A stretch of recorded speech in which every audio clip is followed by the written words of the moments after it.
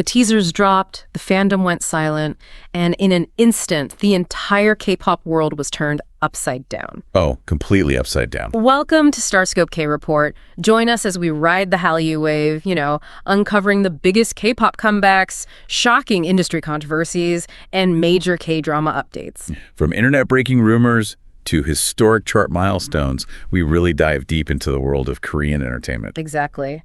And you've probably seen that massive viral video floating around YouTube today, the one titled, "They Were Caught, the Evidence HYBE Can't Delete." Oh yeah, it is everywhere right now. It's everywhere. And honestly, that title, it really serves as the perfect foundation for our deep dive today. Because whether we're talking about HYBE trying to scrub the internet of a scandal, or, what we're actually digging into today, which is agencies like Goldmedalist and HYBE Studio trying to do the exact same thing, the truth is, the internet never forgets. It really doesn't. Netizens keep all the receipts. Always. So today, we are building a massive digital conspiracy wall for you. Just like a classic detective's murder board covered in red yarn. Oh, I love the visual. Right. Because we are looking at the historic hit K-drama Queen of Tears and the absolutely explosive dating rumors surrounding the main visuals, the co-stars, Kim Soo-hyun and Kim Ji-won. It is such a fascinating case study, honestly, because we're looking at a situation where the on-screen chemistry was just so universally praised, it was so palpable, that millions of fans collectively decided that the romance simply had to transcend the screen. It had to be real. So, okay, let's unpack this. Our mission today is to sift through the mountains of so-called evidence, the intense fan theories, and the increasingly stern official agency statements. Yeah, and we've pulled from a massive stack of entertainment reports for this. Pink Villa, the Korea Times, K-Zoom, Soompi, plus a bunch of YouTube commentary and deep dives into the Queen of Tears Reddit threads. Because to really understand this phenomenon, you can't just look at the television show. You have to follow the digital breadcrumb. The evidence they can't delete. Exactly. And to do that, we have to understand the anatomy of a Lovestagram. Which is, it's an art form at this point. Mm-hmm. And the breadcrumb trail that really set the internet on fire started back in the summer of 2024. Specifically July 1st. Right. So picture this. You have Kim Soo-hyun, who is known in the industry for being highly, highly guarded. He posts 4 photos on his Instagram. Just a normal update, supposedly. Right. But almost immediately, he panics and deletes 3 of them. 3 out of 4 just gone. Poof. And one of those deleted photos was a selfie of him in a sharp black suit. Now, eagle-eyed fans instantly realized that his pose, the angle, the outfit, it was a near mirror image of a post Kim Ji-won had recently shared. Oh, wow. Yeah, from a luxury brand event in Taiwan. And you have to understand the environment of Korean entertainment to know why this specific action blew up the way it did. Oh, totally. In this industry, talent agencies maintain incredibly strict silence regarding the personal lives of their stars. Mm-hmm. I mean, there was rarely casual confirmation of anything. Never. It's always denied until it's undeniable. Exactly. So fans have been trained over the years to fixate on these micro clues. It becomes this form of modern digital puzzle solving. It's like forensic science for fans. It really is. So when he deleted those photos, it sent a very specific signal. But see, I have to question the logic here, because if you are a massively famous actor trying to hide a secret relationship, deleting the photos is basically trying to unring a bell in the digital age. It's impossible. Doesn't deleting the photo make it look more suspicious, like a kid trying to hide a candy wrapper? If it was just a pure coincidence that he did the same pose as her, you just leave it up and shrug it off, right? Well, what's fascinating here is the cultural phenomenon of the Lovestagram itself. A Lovestagram isn't just an accident. Right. It's this concept where 2 celebrities secretly signal their relationship to each other and to the most obsessive fans by posting matching or highly similar content. Which is wild. It is. In a highly controlled industry, it's almost a form of quiet rebellion. It sounds exactly like steganography. The practice of hiding a secret message in plain sight, where only the person who has the decryption key can actually see what it means. That is the perfect analogy. The general public just sees a guy in a suit. Just a handsome actor. Right. But the fandom holds the decryption key. So when he deleted it, to the fans, that wasn't an accident. That was confirmation. It signaled panic. Like, oops, our hidden message was too obvious. Exactly. And that's not even the wildest part of this whole situation. No, not even close. Because if the deleted photo was an accident, fans needed something deliberate to prove their theory. That's when they stopped looking at Instagram grids and started analyzing, clothing scenes. Yes. the wardrobe investigations. Which brings us to June 26th, just a few days prior to the deleted photo incident. Okay, set the scene. So Kim Ji-won has a fan sign event in Seoul. She wears this gorgeous, elegant white dress paired with a very specific Celine denim jacket. I remember this. And this jacket had these really distinct tan accents on the collar and the sleeves. Well, fans immediately went to work and dug up photos of Kim Soo-hyun wearing a strikingly similar jacket. Which is another classic hallmark of the Lovestagram theory. I mean, sharing clothing or intentionally buying matching couple items is a massive part of dating culture in South Korea. Massive. But the evidence the fans were gathering went far beyond just a shared aesthetic. They actually started tracking logistics.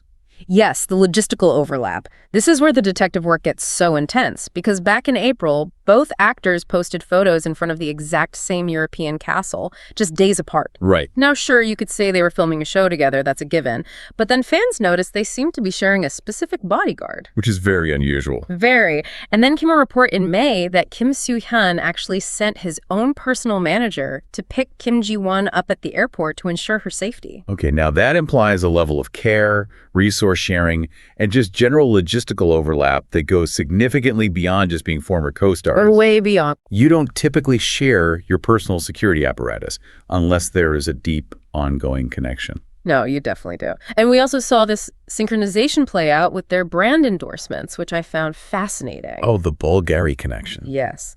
So Kim Ji-won gets announced as the first Korean house ambassador for BVLGARI, which, by the way, is a brand that was heavily featured in Queen of Tears. Yeah. They literally provided the wedding bands for their characters on the show. Such a smart product placement. Brilliant. But shortly after her massive announcement, Kim Soo-hyun suddenly starts prominently featuring BVLGARI stores in his own Instagram posts. It just creates this steady drumbeat of coincidences. Yeah. Every single action they take is viewed through the lens of this hypothetical romance. Everything. But perhaps the biggest coincidence of all was the scheduling of his fan meeting. Oh my gosh, this one blew my mind. So his agency announces the Eyes on You Asia Tour fan meeting, right? It's this massive event at the Korea University Hwajong Gymnasium in Seoul, the date they chose, October 19th. And learner, that just so happens to be Kim Ji-won's 32nd birthday. The odds of that are just wild. Fans were losing it. They were joking that the secret was finally out, that he was going to bring her on stage, and it was going to be this huge reveal. It becomes this incredible echo chamber. When you are looking for a pattern, your brain will find a pattern. Yeah. Which brings us to the danger of this kind of sleuthing, right? Mm-hmm. The viral TikTok video from Germany. Oh, man. The Germany video, so an overseas account, @MyWow, posts this clip. It shows Kim Soo-hyun looking incredibly recognizable despite wearing dark sunglasses, with his arm warmly wrapped around Kim Ji-won. Right. And there's an image circulating alongside it of her kissing his cheek.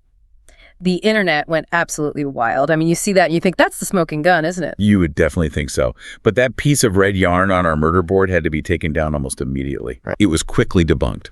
That footage wasn't a secret romantic getaway. It was actually unaired behind-the-scenes footage from the filming of Queen of Tears. Oh, wow. Yeah, if you paused the video and looked really closely at the edges of the frame, you could clearly see the crew members, the boom mics, the cameras. It was all right there. Okay, so this is the inherent flaw in the digital conspiracy wall. Social media stuff, the matching jackets, the deleted posts, it can all be carefully curated PR, or it can be manufactured by fans taking things totally out of context. Exactly. But that kind of shifts our focus in this deep dive. Because if the digital stuff is unreliable, we have to move away from digital forensics and look at behavioral forensics. Yes. We're talking about genuine, unscripted human behavior. Because you can fake an Instagram post, sure. Very easily. But it's really hard to fake your baseline personality over months and months. And this is where the fan analysis reaches a whole new level of psychological profiling. Mm-hmm. They aren't just looking at what the actors are wearing anymore. Yeah. They're analyzing micro-expressions. Body language. Totally. The Reddit community, specifically the r/Queen of Tears subreddit, they went so deep on this. They analyzed hours and hours of behind-the-scenes footage. And they noticed a massive, undeniable shift in how these two behave, not just with each other, but compared to their past co-stars. Let's break that down, because the contrast is actually a very compelling argument for the fans. Yeah.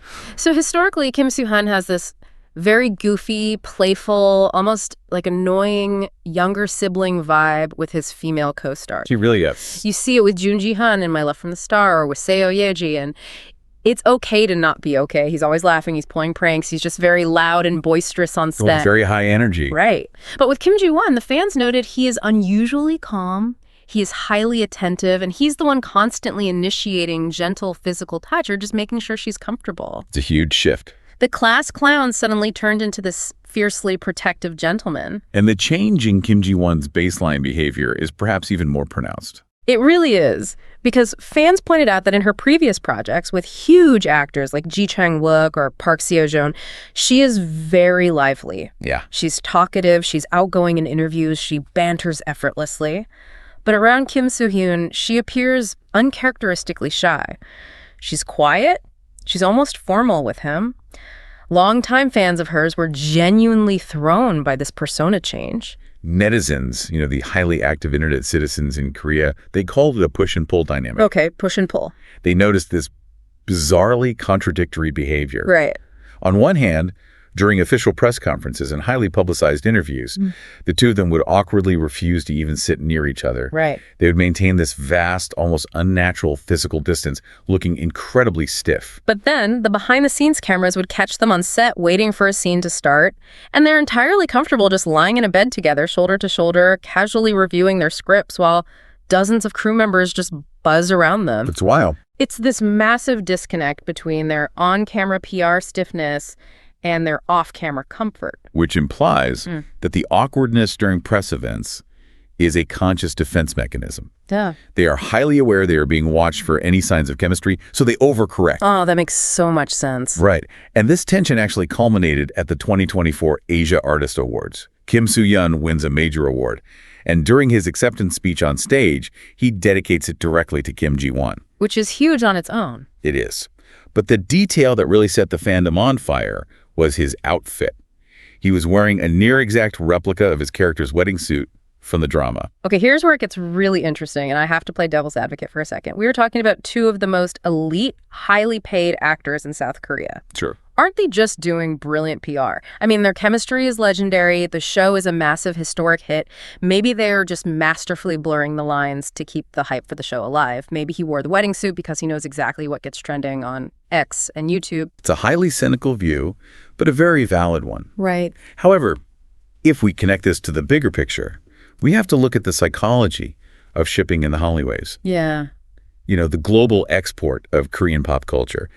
And specifically, we have to talk about the Bin-jin precedent. Ah, yes. Hyun Bin and Sun Ye-jin, the golden couple from the drama Crash Landing on You. Exactly. When Hyun Bin and Sun Ye-jin starred in that drama, their chemistry was equally explosive. Fans analyzed every look, every behind-the-scenes touch, every matching outfit. Sounds familiar. Very. And for years, literally years, their agencies vehemently denied they were dating.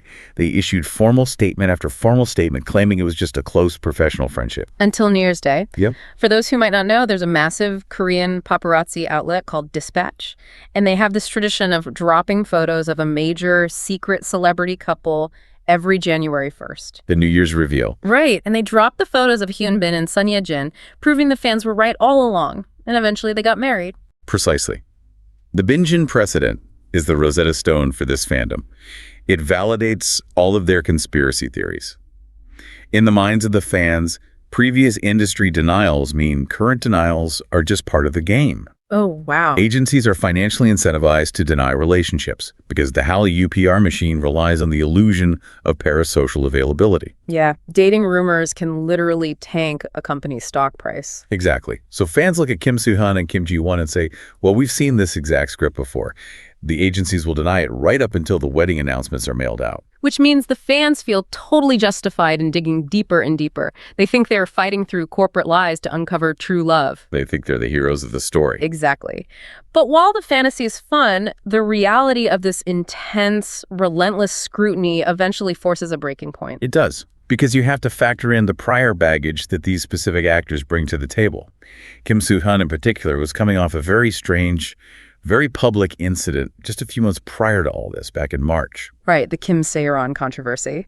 For context, she's another actress, and right in the middle of Queen of Tears, airing its most pivotal episodes, she posted an intimate cheek-to-cheek selfie of her and Kim Soo-hyun on her Instagram. Just out of nowhere. And then immediately deleted it. His agency had to scramble to put out that massive PR fire, stating it was an old photo from when they were under the same agency years ago, and they firmly stated they had no idea what her intentions were in posting it. It was so messy. So messy.